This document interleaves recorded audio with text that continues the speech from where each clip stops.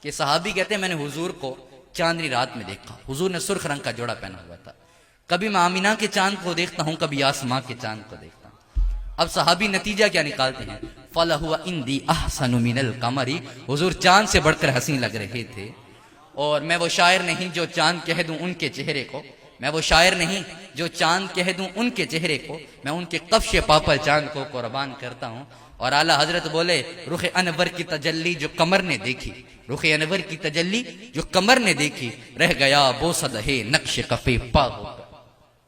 اب حضرات حضور کو چاند بھی نہیں کہنا، حضور کو سورج بھی نہیں کہنا، اب حضور کو کہیں تو کیا کہیں؟ بریلی والے سے پوچھتے ہیں حضور کو کیا کہیں؟